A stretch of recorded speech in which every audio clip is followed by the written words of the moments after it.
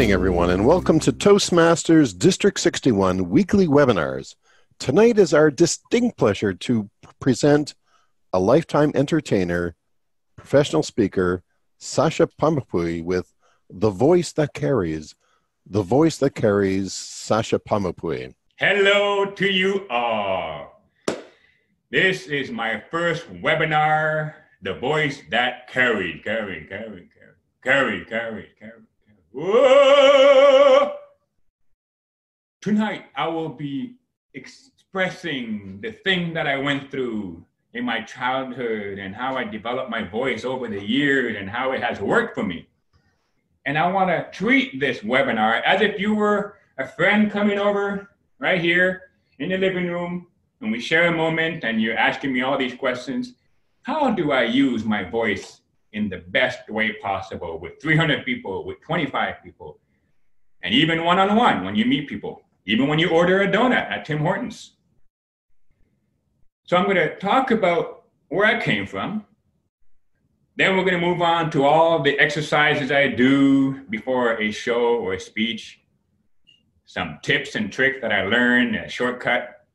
Then I'll play some piano for you at the end of the webinar. Throw in some little magic, and there we have it. So we're going to start with a nice, beautiful fire. Here we go. Woo! Your voice carries. So when I was young, and maybe a lot of you guys can relate, I felt like I had a lot of things I wanted to share, things I wanted to talk about. I just like idea that I had in my head. And every time that I would meet somebody one-on-one or even in a group of 10 people, I would somehow like choke. I would just like freeze. And my voice would change. It wasn't even me. It didn't sound like me. And it bothered me. It felt like I was in a prison and they didn't really get to see how I really sound. And if you've seen a video recording of yourself or even audio or in the video, and you say to yourself, do I really sound like that? I know the feeling. I would, my uncle would have the video camera. He would be filming all of us and I'd be, yeah, and I'd be talking. And then we'd watch the video back and I'd be embarrassed. I'm like, I can't believe everybody's hearing me this way. So when I was young, I was really, really shy. I didn't talk very much. I had a voice that I felt was unheard. People couldn't really hear it. I always had people say, what? And my mother helped me a lot of time with that. I had a speech therapist all the way through high school to the age of 18. And the reason being is because I was born with a hearing impairment. So I had a speech impediment. I didn't pronounce and I had to learn how to pronounce. And it took me years to develop my voice to be heard. So when I was in the entertainment business, I've noticed several things. Now we're going to talk about the experiences of what I learned for different settings. And here's what I learned. When we talk to somebody one-on-one, that's one type of voice that we use. When we talk to a group of 20, it's another type of voice. A group of 300, when you're doing an interview on TV, all different types of voices. Now, when people come to me, they say, well, Sacha, you have this natural, loud voice, and we all hear you very well. But that took years and years of development and practice. So what I've discovered is when we talk one-on-one, like now I'm talking fairly loud, but if I would come in here and I was talking to somebody sitting right here, hey, did you hear about this new airplane that they developed in Newfoundland airport? You won't really hear it. Hey, guys, did you hear about the new development that they have at the Newfoundland airport?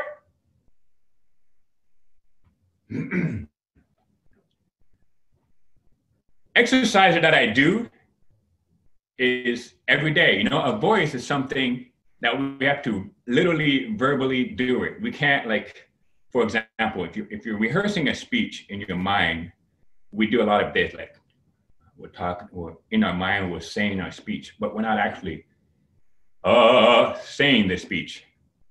I know a lot of speakers, they do it verbally out, but the minute they go on stage, it can be a perfectly rehearsed speech. I'm sure a lot of you can relate. Perfectly rehearsed speech, perfectly pronounced, the pauses are all there. And the minute you get on the stage, it's and then you say words you didn't really want to say. It came out funny. And I can relate. I know I still struggle with that sometimes. I have to remind myself, relax and talk. It's almost as if when we get nervous, our whole body tenses up, even our throat, and it kind of goes, and it talks from up here. It talks from up here. It's like somebody choking you. Like, yeah, I wanted to share with you something I learned. I wanted to share with you something that I learned. See, there's a big difference in that.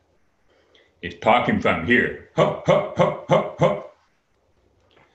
And a lot of times when we get booked for a presentation, we don't exactly know the setting that they're going to have in the room. You call up, the client calls you and say, hey, we would like for you to do a speech for our corporate event, where there's going to be about 30 people. And you're like, oh, great. What's the venue like? Sometimes they know, sometimes they don't know. Or sometimes they think they know and it's totally different. For example, this would be a typical scenario. They invite you to do a corporate speech for 50 people. And you say, yeah, we're going to have a microphone. And okay, cool. The venue will be the Holiday Inn type small corporate room that can fit about 50 people. So you go there, you're expecting all the setup to be there, and you realize there is no microphone, or the microphone doesn't work, and the room echoes. So in order to avoid any of those complications, I always go there early, first of all, and I do a sound check. That's basically the easiest way to avoid those nerve-wracking moments where you're freaking out. You do a sound check, and there's always somebody around setting up the room, and you ask whoever's there, hey, can you stand on this far end of the corner? And can you stand on this far end of the corner? And I'll test it, exactly like I'm doing now. How do you guys hear me? Do you hear me fine? Yeah? Okay. How about you? Do you hear me fine? Very good. Exactly. And even though we do sound checks, things change. When the room gets filled with people, our bodies are like sound panels coming in and absorbing the sound. My rule of thumb is it's always better to be too loud and heard than not loud enough, because you're going to have everybody hearing you all the way to the back. And if the front people maybe think you're too loud, sometimes I see it in the audience, they're like, oh, this guy's loud. That's normal. It's okay. If it feels like you're screaming, that's a good thing. Now, the funny thing is that people say, yeah, but that's not me to talk like that. And I know what you mean when you say that. It's like, it's not me to be that way. And here's what I say to them. It's like, when I'm having a conversation one-on-one, I'm Sacha with somebody one-on-one. When I'm talking with a group, let's say I had guests here and I had 6, 7 people in the living room, I would talk as if there was 6, 7 people in the living room. It's a Sacha that goes with 6, 7 people. If I have to talk to a corporate event of 50 people, then I have the corporate event Sacha. If I have an event with kids, then I become the kids Sacha. Hey kids, you want to see a magic trick? Yeah, let's see a magic trick. That's the kid, that's the Sacha for the kids. The Sacha for the corporation would be more like this. Ladies and gentlemen, how are you all doing tonight? Yeah, that's great. Or in the morning, how are you doing? A beautiful day. First time in Montreal, that's great. You know, it's like having these different characters that you become in the setting. You have to match the setting. And a lot of us, when we start, we think that they're going to understand us when we talk just like we do with 1 or 2 people. So here are some vocal exercises that I'm going to share with you that I do. You want to learn some exercises that I do? Let me put on my glasses and refer to my notes. Now, before a speech, one of my favorite ways to exercise my voice is in the car. When I was driving 3 years ago, lost my license since then, but I do it on my bicycle now. But when I was in the car, I would have my favorite song and I sing to it. I put the speaker full blast and I sing along with the song. It helps me to open up, helps me to relax. And like I would put a Michael Jackson song. So, hey, pretty baby with the high heels on, you kiss my baby, you know? And it would open up my voice, and then you're singing all the way there. Ah, la la la la la la la la la la. And then when I get to 50, 200 people, I'm already used to it. I'm like, yeah, I'm already used to talking loud. I've woken my voice up, and I can talk to everybody in the room. See, one of the challenges we have is if we're home all day, we're not used to talking. Like sometimes I go all day without talking to anybody, and it's quiet, and we just don't think to warm up our voices sometimes. Like in the gym, if you're gonna lift heavy weights, you warm up your voice. So singing in the car was one of my favorite ways to warm up my voice. Another favorite way to warm up my voice is I talk all throughout the day. You can say the speech that you're gonna do in points, like if there's a certain part of your speech you wanna talk about with a lot of vocal variety, like when I did my animal instinct district speech, I had a lot of different animal sound I had to rehearse, like the seagull. Just like that, I rehearse it. If I have to do the cougar, wow, wow, wow, wow, you just rehearse it. So all throughout the day, I keep doing it. You're used to throwing it out there. Second favorite way to warm up my voice is talk throughout the day on the day that you're going to do your presentation. Another favorite way I like to warm up my voice is do different characters. Like even if it's not the way you normally talk, I get used to being uncomfortable talking that way, and then it becomes comfortable talking that way. For example, I go order a coffee, and I'd be like, I would like to have a coffee black, 1 milk on the side. And it can get laughs because nobody orders coffee that way, but you can strike up a conversation, and sometimes they say things like, hey, you work in the radio or you work in films, and it creates a conversation. Now, one of the things I had to get over when I do these exercises, and many of you can probably relate, is that it feels silly, just being in your living room all by yourself and practicing and yeah, woo, hey, look at this show. It can feel strange being by yourself. It's like if people could only see what it looks like to just be silly like that. Hard to get over, but I got over it, and that's how I practice. Now, another good tip that I use to know how your voice sounds is a camera. The camera has become my best friend only because I see what I look like and I hear what I sound like. There was a time I did a speech at the HEC in Montreal. It's a big theater. It climbs up like that. It can fill up 300 people, I think. And I had the camera midway in the audience, and I did a speech there with no microphone. And I thought I really was talking loud. I really thought I was screaming and talking loud. And when I watched the video, even then, there were parts where I kind of had to and had to go into the video and boost the sound. The bass didn't come out like I thought. So it made me see how even then, it wasn't as loud as I thought. So here's one thing to remember when you're speaking. If I get tense, I'm talking from here. So you take a deep breath and you go, when you let yourself go, there's a voice that comes out, right? Just like, not that, like, hey, ladies and gentlemen, how are you doing? It's a natural flow.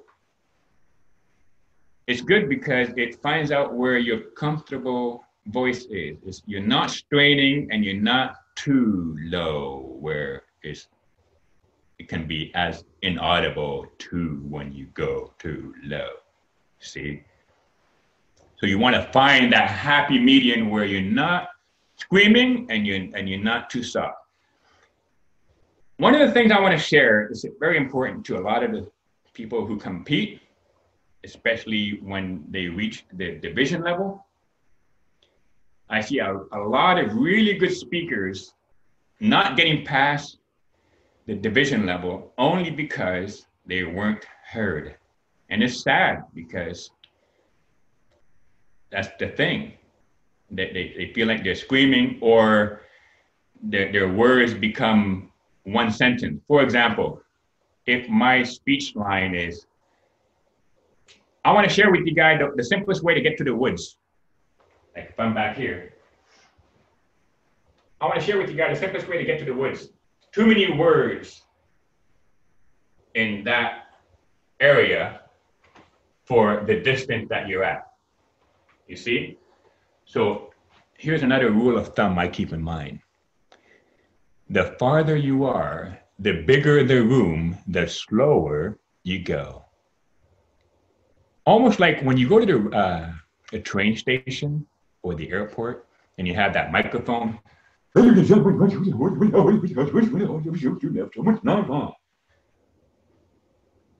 was that? Was that my train? I don't know. And then I'm panicking. I'm like, what did it say? What did it say? Ladies and gentlemen, the train number 4297 is about to leave the station. Ladies and gentlemen, the train 249 is about to leave the station. When we talk to a big crowd and we want to add vocal variety, like even a speech where you have a mysterious element to it, and you want to bring people closer, and then in the dark came this shadow. Oh, so if I'm far here, in the dark came this shadow. You can go low, but go slow. Going slow is as if you were talking lower, but you're not exactly talking lower.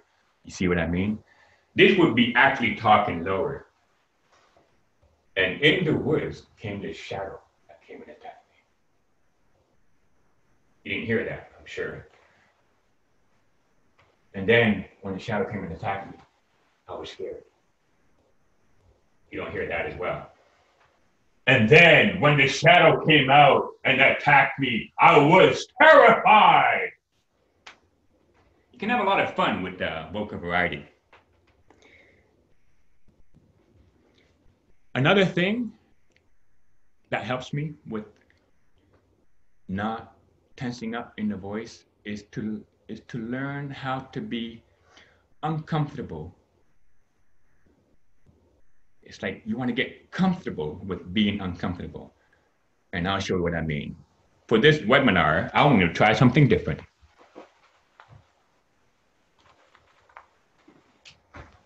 I'm going to try and be uncomfortable for a moment because I have to do what I preach, right? So I'm going to do something that's a little uncomfortable, but hey, this is how I learned. So I'm going to go and change shirt, just like they do on the Oscars, you know, when they come out with a different shirt, just to keep things interesting all the way through.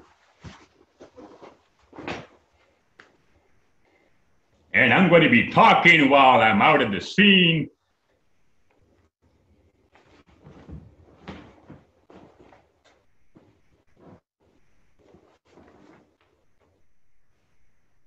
Here we go, coming back very soon, within 30 seconds or less. Here we go.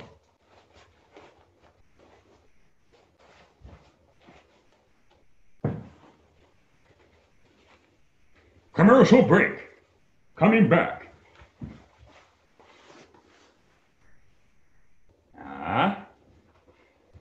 La la la la. Now I'm wearing red. So when you skip through the video, you know, when you have the little thumbnail, you can see what part of the speech I'm at.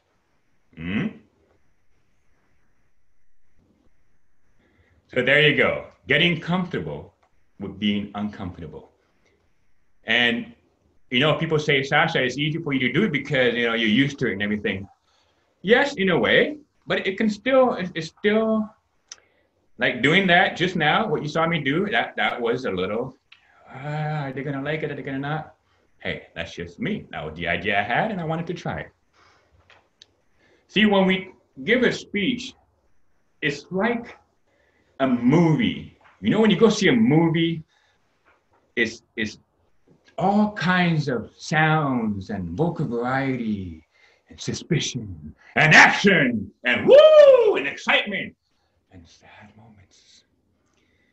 It's the same thing that I like to keep in mind when I do a speech. I want to take people on a journey using vocal variety, using stage presence, walk around, you know, be natural. It was really hard for me to get natural in front of people, you know, to be me. I emulated a lot of other speakers. It's okay to emulate speakers, but we want to add our own character within the presentation. Nothing is really invented. It's always reinvented, just like music. Music has always been there. It's just rearranged, reinvented. Same thing with the speech. You take people on a journey. And now, more with notes.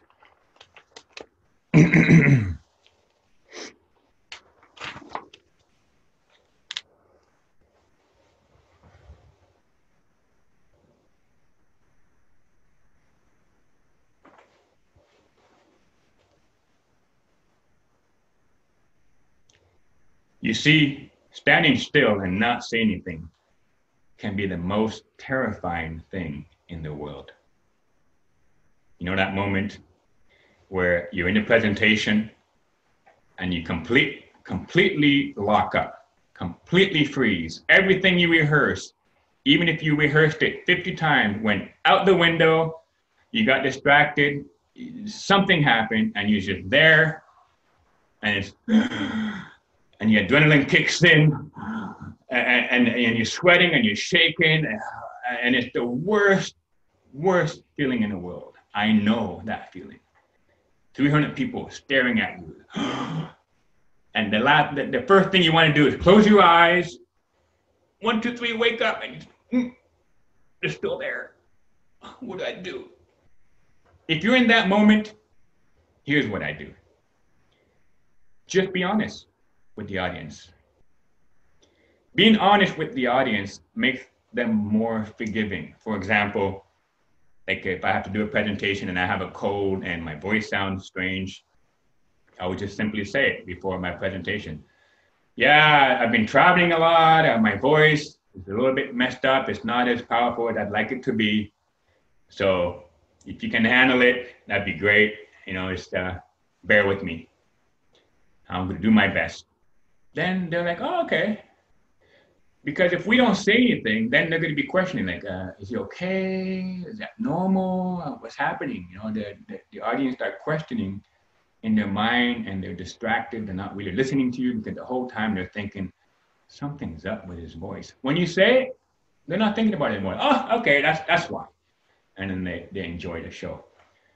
If you're nervous or if you've lost something, you can say, well, sorry, well, first of all, in Toastmasters, we don't say, don't apologize. We just say, give me a moment. I'm going to refer to my notes. And just like that, you know. there's nothing wrong with just saying the reality. But that feeling in front of people, freezing up, I know the feeling, I feel you.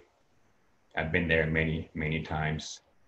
I remember there was even a dancing bit I had to do. The DJ played completely the wrong music, and I had all my dance move in the right places at the right time. And I just improvised. I just really had to improvise. There was nothing else I can do. You're just there in the mercy of 300 people. You ready? I'm going to show you something. When we develop our voices, we bring up the value. Adding vocal variety to our speech is like adding value. You know, when we start small, we learn different techniques. Sometimes people don't always see what you're developing. And as you begin to grow, the experiences come back in. Your value goes up.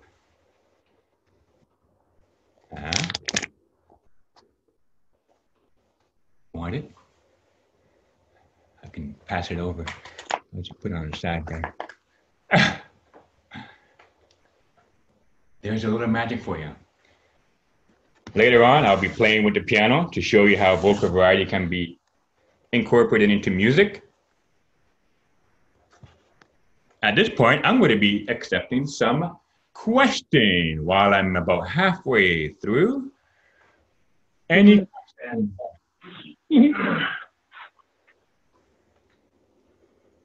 Hello, anyone? Bueller, anyone? For those who are joining us by telephone, the key stroke to unmute yourself is *6. *6 to unmute yourself. So while I'm waiting for questions, I'll just be moving around and talking to you guys as if you were here. Hello, Sacha. Hey, hey. Sylvain Daigle speaking. How are you? Who's speaking? Sylvain Daigle. Hey, how are you doing? Fine. You did a great job tonight. I'm really happy to see you and to hear you. Oh, well, thank you. Thank you. I see that you're carrying your white coffee mug. That's great. No, I'm kidding. I don't see you. No, my screen is not open. Oh, exactly. You want to see my picture? I will do that for you. Just a moment. Here I am. Oh, there you are. Hey, this is great. You know, this might be, this is the new way now, right? And you know my lady beside me? Uh-huh. Diane. You have a question for me? No, just a commentary to say that I appreciate that you manage your voice in relation with the group in front of whom you are speaking. Mm-hmm. Because if you speak with a little group, it is different with an audience. So you have to manage that. And I appreciate your talk about that. Hey, thank you. So, again, exactly what he was saying. You know, it's every time we change group, we change our variety. It's like an amplifier. Just like when we do an amplifier, you put the music up, you put the music down. So halfway through, right, half an hour, and it felt like I've talked so much and for so long. And again, you know, this is an uncomfortable moment for me. It's like I'm breaking the ice on webinar and admitting it to you guys. It's the first time for me. I don't know how this is going to go. Sacha, I have a quick question for you. You're in a room and you're hosting 6, 7 people, right? Here's how vocal variety can be an entertaining asset to your hosting in a party. So, for example, if I had people over here, all hanging around, and I'm talking like this. Hey, you want to hear about the time that I encountered a cougar in the forest? Yeah, it was the most scary thing ever. And then somebody over there, right where you're standing, wants to hear the story. Like, hey, Sacha, tell us that story about the time you met the cougar in the forest. I'm like, yeah, sure. Okay, guys, I want to share with you this amazing experience I had walking in the forest the other day. So here I am. It was a beautiful sunny day, and I'm walking in the forest, and it was a very peaceful day. Sunny, no wind. It was perfect. And as I was walking in the woods, it was about 45 minutes in, I see the most terrifying thing in the bushes. I came face to face with a cougar. Face to face with a cougar.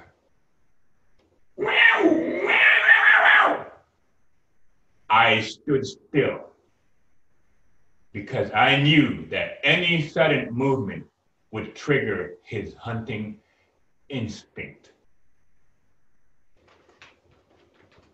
See how that made the story more depth? It's like adding color to the painting.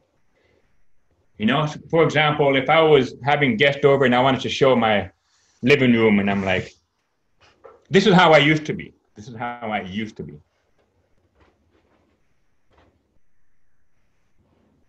Hi, welcome. This is the living room, and I got the piano over there. I got the lamp over there. Couch, white couch. Nice furry stuff, yeah. And furniture here. Like to paint the walls, and it's great. This is welcome here. Can I get you a drink or something? Or you can make it more colorful, like this. Hey, welcome to the living room here. This is my humble place. I want to invite you in. Come on down. You want a beer? I'll get you a beer in a minute. But check out this. This is an antique that my mother bought at the Finnegan Market. A very memorable piece for me. Yeah, I love the color. It's nice, soft wood. And the horse up there is a symbol. And check out here, look. I have this piano here. Can you believe this piano here is 104 years old? Listen to the sound. 104 years old. If this piano could only talk about all the people that play here, wouldn't that be amazing? Adding story, adding fun. Look at that tripod. It was once a camera tripod, but now it's used for a light. Isn't that cool? You got a little bird here, the yellow bird sitting on a glass table. You know, you want to take people on an adventure. It's like every moment to entertain people. It's the tool to add color to your presentation. Now, sometimes, and I'm sure a lot of you can relate in this scenario as well, you're having a bad day. Somebody passed away in your family, really bad time with your relationship, sickness, whatever. It can be any number of those scenarios. And you get a booking to do a speech where you have to motivate people, then whoa, right? And the last thing I want to do is talk loud and exciting. And I've been there too. I know what that's like. Here is my tip for that scenario. When I'm in a mood where I just don't want to talk, I don't want to socialize, I separate myself. It's like what we do in acting class, what I did in acting class years ago. You learn to put that aside, that emotion aside. It's like when we do a scene on camera. The camera is there and you got 50 people, the makeup lady waiting, and you got the broomstick guys waiting and looking at you, and then they go, action! whatever the scene is, if it's crying, if it's laughing, woo, excitement, you gotta put aside the emotion you have and separate yourself from it. Because it's like you're at a job, you have people that are willing to listen to you, and that's okay. That's the story you put aside. You don't have to bring it to the stage. It's very hard to do. It took me a lot of years to practice to put that emotion aside. And then I'll get back to it later. You know, I say, thank you everybody for coming here tonight. It was great. And we're gonna see you next week, right? Nice, and cut. I gotta go home. I'm tired. I'm gonna go get a coffee. It's like that. You separate yourself. That's a good tip. Hard, easier said than done. It really is. But sometimes you get a gig when you're really not in the mood to speak. And again, the vocal variety on my way there, I have to get myself used to talking loud. I'll sing in the car. I'll sing in the shower. I'll talk to my friends in the radio voice. Hey, I'm gonna meet you guys later for beer. And then we're gonna go and play in the park over there. You can have fun with it. It's exercises that are fun. A lot of my friends think I'm not doing that, but that's my character, and that's what it's beneficial for me, doing all these exercises. You know, not everybody gets to go on the stage. That's an experience right there.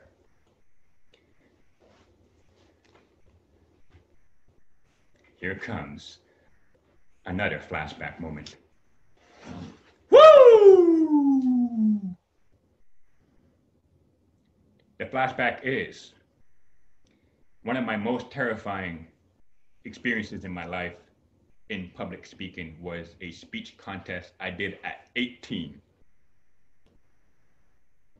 My mother sat me down. She was a Toastmaster, by the way. And she sat me down and she said, Sacha, do you want to win this speech? And I'm like, yes, I want to win. You really want to win this speech? I said, yes, I want to win this speech. Well, then you're going to have to do all your vocal varieties and the things that you do in the family. You know, I used to make my family laugh by doing all the gestures and vocal variety. And it was unheard of for me to do that in public. Why? To be honest, I really didn't think people would enjoy it. I didn't think they would like that part of me. It's like, what if they don't like this loud Sacha? What if, you know, I had all these thoughts in my head and it was terrifying. And I said to my mother, yeah, but you guys like it. The family likes it. My brother likes it. Of course they like it. And of course you're going to tell me you like it because you're my family. You're my brother, my mother, whatever. And she said, Sacha, do you want to win the speech? Okay. And I decided to take on the challenge. And when I took on the challenge, I literally thought, okay, well, if I fail, then she'll never bother me again. And I can prove to her that people really didn't like who I was. That really was the reality of things. So I practiced my speech with the microphone, doing all these different vocal variety. I really, really practiced. And it's to the point where, you know, I would film all my different levels of speeches, like for 20 and then for 30. As you move up in the contest, you have bigger crowd, right? The club level is 15 to 20 people. Then you move on to the area, which is anywhere from 30 to 40, sometimes 60. And then you move on to the district, the division, which is 60, can go up to 70, and the division, and then the district. So you go up to about 300 people. And then if you go to international, you get thousands of people there. So what I would do is, for my humor speech that I did at the district, here's what I did. And I'll get back to my story at 18 shortly. But I want to add this in because it's an important part that I want to share with you. So I would time the laughter at the club level. I had it all on film. Again, the camera is my best friend. So I film my club level and, you know, 15, 20 people, the laughter goes like this. So for example, I'm doing something, and that's it. 5 seconds, not even like, you know, a few seconds of laughter. The bigger the group gets, the longer the laughs get, the longer the response of the audience they get. So for example, we get it contagious. People laugh in the crowd and then it gets everybody else laughing. So if you're in a group of 300 people, I timed it. I literally watched my video and I timed the laugh. Ha ha ha ha ha ha ha ha ha ha ha ha. And I would write it down, okay?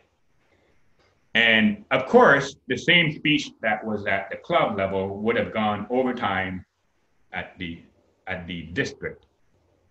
So now, what was the goal? Shorten the joke for the same amount of laugh. Can I get these people to laugh the same way with a shorter joke? Fewer words. Maybe it's the way you say it. Maybe it's the way you say it. The way you say it. Maybe it's the way you say it, right? Just by slowing down the voice and making it very elaborate can be a funny thing. It can be extremely funny. Just the movement, the voice. So that's what I did. I try to get the same laugh with fewer words, because the whole goal is, in the comedy speech, the whole goal is to get people laughing. And the last thing we want to do is to cut people while they're laughing, because you're like, I got to finish my speech as the green light is on, the yellow light is on, and the red light is on. Oh my God, can you stop laughing? No, you don't want to do that. You want to keep them laughing. So I shortened my joke and I retimed it again. And that's how I did the district speech. The bigger the audience, the longer the response. Now, getting back to my high school speech contest. When my mother said, Sacha, do you want to win? I would determine. And it's that first step. It was the first step in my life where I really poured out who I was on stage. It was difficult, I have to admit. And again, I try to block out the crowd, just do your lines, relax. If your voice is choking, bring water. That always helps. Bring water on the stage. As you're drinking, you can think about what you're gonna say. People forgive people who are drinking. I'm just drinking. It's a good transition. You can refer to your notes. Same thing as drinking.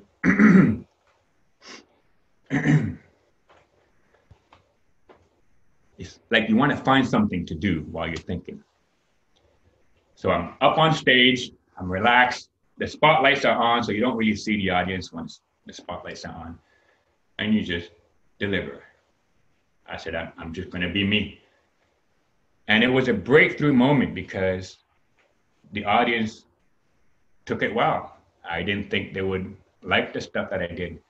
And you know, of course, there are going to be some people in the audience that think, oh, Sacha, you're over the top. You know, you crossed the line, whatever the reason is. And I've crossed the line many times, but crossing the line makes you know where the line is. So if you never push, you never know where the line is. Where's the line? Where?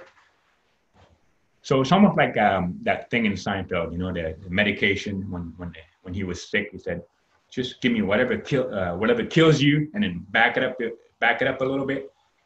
It's the same thing with speech.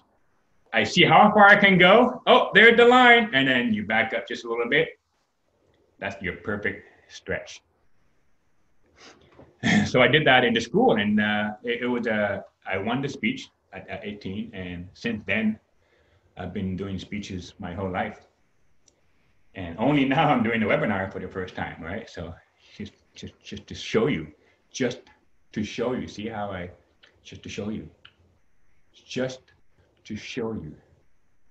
I find myself getting nervous and I'm like, oh, I gotta wrap it up. And I tighten up and this invisible chokehold comes in. Happens to all of us. It's learning how to put it aside. learning to put it aside. So now I'm going to play with you. See? I'm going to play for you some piano, which is something new I'm doing as well.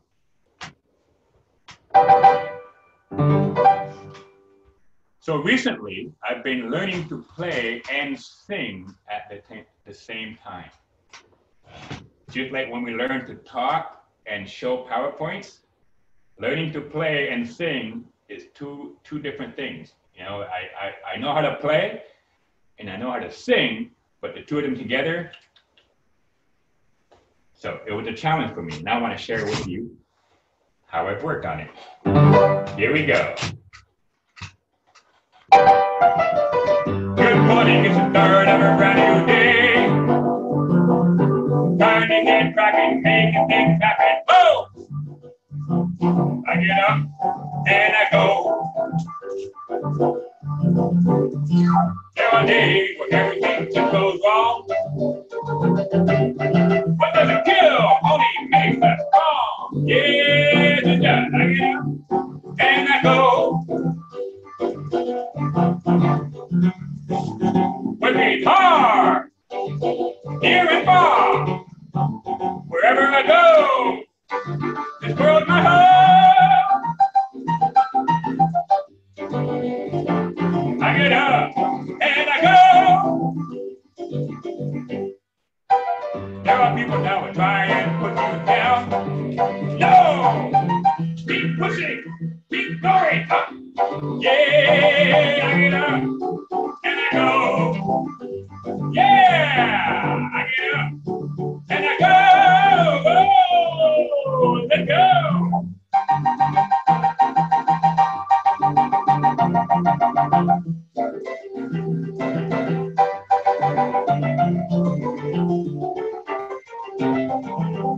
Whoa, yeah, working hard, near and far. The world's my home, wherever I go.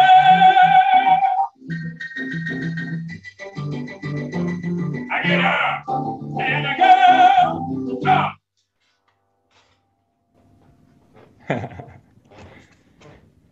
There you have it. Pushing myself into another uncomfortable moments. It feels to me right now when I do that it's awkward, and I'm thinking about what you guys must be thinking, and oh my God, what's he doing? It all goes in my head right now. It's going on in my head constantly, these kind of things.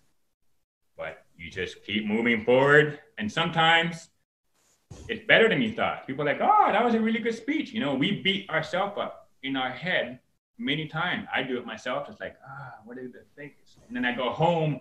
I'm like, I hope I said everything just perfectly. I hope I didn't offend anybody. I hope I didn't look too crazy. You know, you do that on the way drive home. I do that. It's like, and you're nervous, and it's like, am I gonna get booked again? Yes, it happens to me too. And I tell myself, you know, I did the best that I could. Like tonight, it's an icebreaker for webinar. I just jump in with it, see where it goes. And that's just really the best that we can do, is to just try it. And then from here, like this webinar, I'm gonna watch this video back again. Like I'm noticing I'm doing this a lot too. Like now I'm just noticing it as I'm talking. I see myself doing it. I'm noticing that. And I'll look at the video, see how I sounded like, how the piano sounded like, and then I adjust from there. It's the same thing as finding out where the line is. You cross the line, okay, I adjust it here.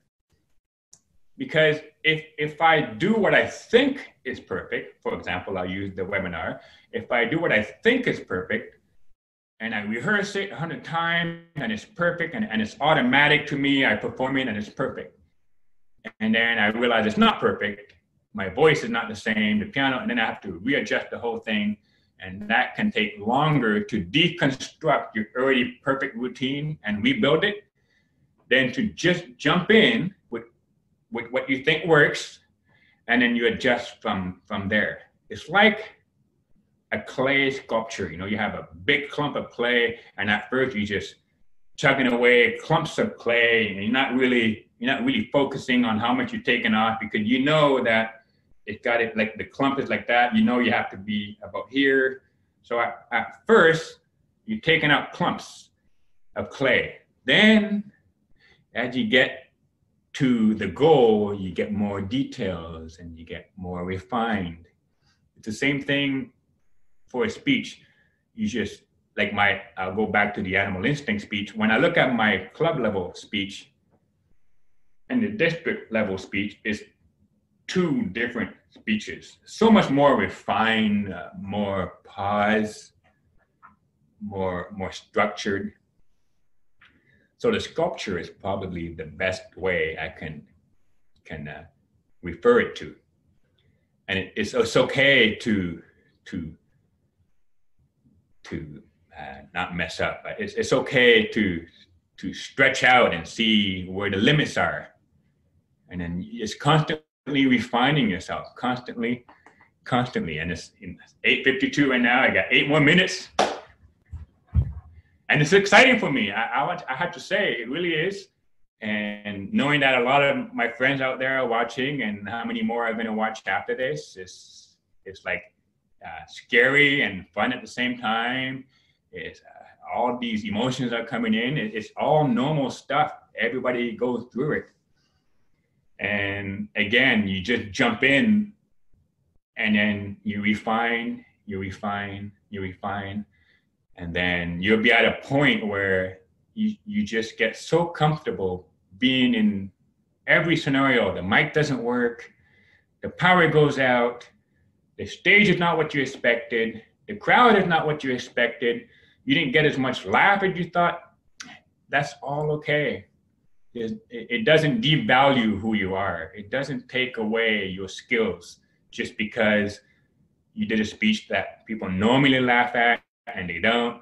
You know, it's a different crowd, different place, humor or any motivation. You know, sometimes I'm doing a motivational speech and I'm getting, you know, people looking at me like that, the front row, you know, or sometimes you get this like, and, you know, sometimes they don't even know they're looking at you like that. It's just, and that one person in the front row, like, oh my God, I'm failing. And then it's like, and then you freeze, and then 300 people. It's like,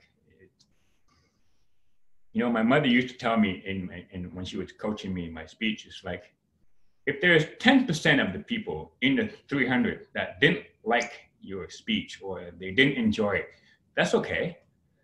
Most of them liked it. 95% of them liked it. 80%, 75%. That's the focus I want to put my mindset at. I want to put it at the general people. You can never please everybody. It's just science. It just doesn't make sense. So embracing that, knowing that it comes with all these faults and the camera and then the setting, is all part of it. If I choose to be in this line of work, I have to choose with what comes with it. Every line of work comes with their own things, and public speaking in public has its own thing. You know, people record it like, oh my God, this is in history forever. They're gonna look back and and you know, I videotape my speeches, and sometimes I don't look at it for, you know, 2-3 days, a week, 2-3 months. I just don't want to look at it. I just want to have that happy memory in my mind, and I don't want to look to see if I disappointed myself when I watch it. I'm like, oh, people saw that. Oh, that's been recorded. That was live. So all these things is a normal process when you're dealing with the public.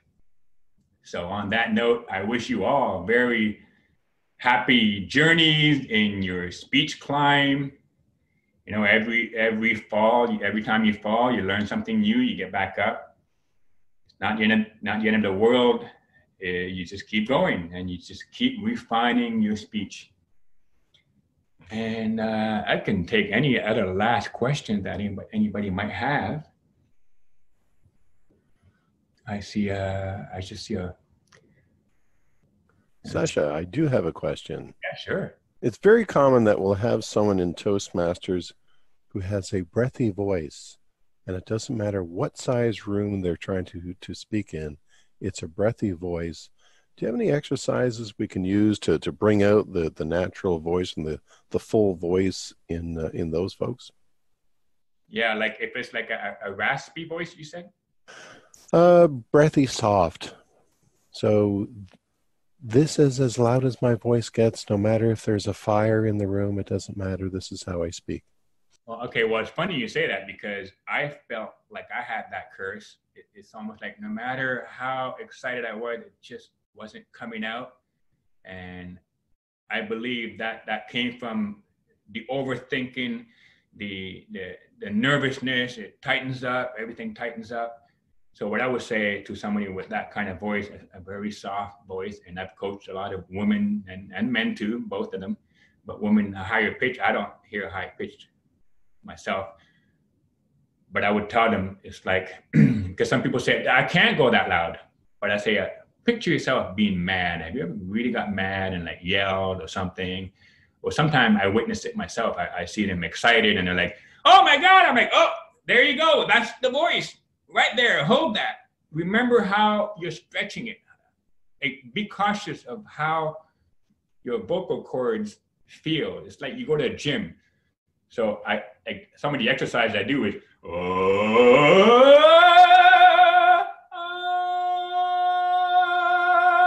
you take it, you vibrate it, you stretch it.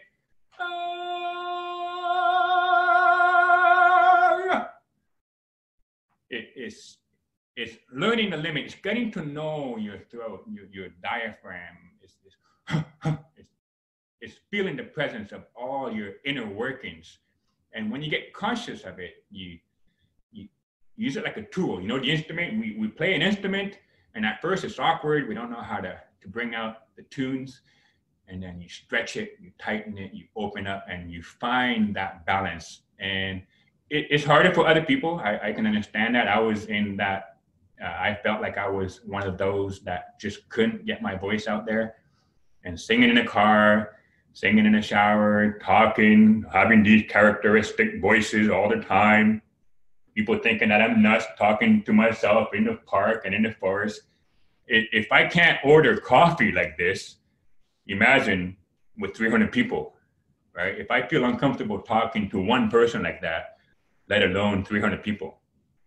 So it's getting used to opening up and talking and experimenting with different voice tones. What do people hear the best from you? Everybody has a different area. So I would say to somebody like that, is try it. Go far. How loud can you go? How high could they go? Have they ever really tried it? I know Craig does a video. There's a video he does, right, Craig, on vocal exercises as well. So if you want to check it out. I do. Yeah. So what's the video called, by the way? I think it's called Terror to Triumph in Voice, and we just repackaged it to get down to a 6-minute video with just the vocal exercises. It's on the District 61 YouTube channel right now. Okay, so on the District 61 YouTube channel, you can go check it out. Everybody had different types of exercises. I like to, another reference I like to go is I watch TED Talks, you know, being vulnerable in front of people, vocal exercises. What do people relate to? What kind of voices do they relate to? Like a low, soft, calm voice, soothing, very soft, radio, soothing voice. Or a very nervous voice. I can talk very fast and very nervous and everything. So play, it's fun to play with the voice. It's our instrument of nature to try out different things. And I can still hang out for more questions. It's right on the dot 9 o'clock, but so in the closing, I want to say it's okay to experiment, have fun with it, put your own character into your speeches. You can emulate other people, but add your own characters into it. If voice variety is not your thing, you can try all kinds of color you can add to your voice. And every climb is okay. You know, there are some people that climb faster. There are some people that climb slower. I try not to compare myself to other speakers. I go at my own pace as long as it feels good to me.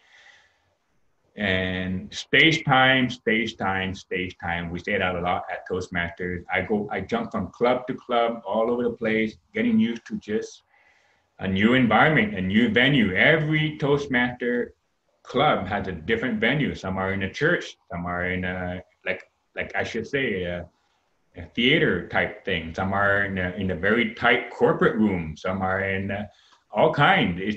This is where I learned to use vocal variety, is all those different type venues. Some of them have microphones. Some of them have this type of microphone. You know, you find out where the best, how the distance with the microphone. It's all experiment. Try it. The only way to learn is to just do it. Just like I'm doing this webinar. I'm just doing it, and I'm going to learn from this experience, and I'll be better next time, and next time, and next time. So I hope you enjoyed it. I thank you all for coming into the privacy here and like a friend, and sharing with you what I learned all these years. And looking forward to doing this again, of course. And I will be doing a show at the district in Cornwall. I'll do another hour speech using piano and music as a speech about transformation, how to go from the shadows to the spotlight. So I'll be seeing a lot of my friends and you there at the district. Looking forward to it. And signing off, thank you, Craig, for all the help you've done with all the technicalities of the laptop and the phone and the notes. And it really was an experience for me, and I hope you enjoyed it as much as I did. And we will see you later. Sacha, that was absolutely fabulous. Thank you very, very much. Good night, everyone. Thanks, Sacha. Have a good night. Thank you. You too. Good night, Sylvain. See you at Cornwall, Sacha and Craig. Good night, Gilbert. Yeah, see you there. Looking forward to it. Could be good times. I will sing with you, by the way. Oh, nice. Even better. I will find a song and we will sing together.